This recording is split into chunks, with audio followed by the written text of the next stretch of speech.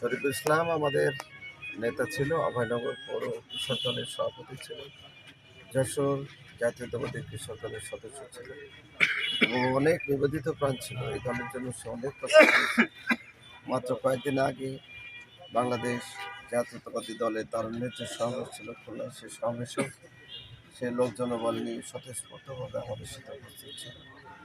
মোট কথা একটা নিবেদিত প্রাণ আমরা হারিয়েছি এবং এই সরকারের আমলে বিভিন্ন জায়গায় এমনইভাবে বাংলাদেশ জাতীয়তাবাদী দলের কর্মীরা, নেতারা নিগৃহীত হচ্ছে, হত্যা হচ্ছে এবং তাদেরকে বিভিন্নভাবে নির্যাতনের ভিতর দিয়ে অতিবাহিত করতে হচ্ছে। আমরা এটা মোটেই কামনা করি না, এটা তীব্র নিন্দা করছি এবং এটার আমরা আসু সেলাই দিতে হবে, হাতটা সেলাই দিতে হবে, হাতে ঠেকানোর চেষ্টা করে প্রথম স্টেপ বলি ঠেকানোর চেষ্টা করেছি। তাহলে আমার 1 ঘন্টা সময় দিন, আমি এইগুলো সেলাই করে দিই, সুন্দর করে সেলাই করি।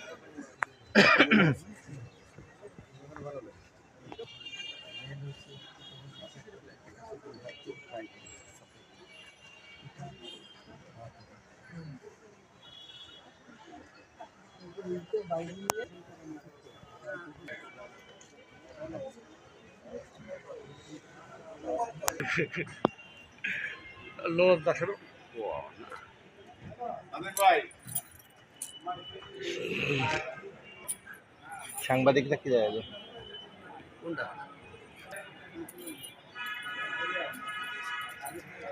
সত্যতা তো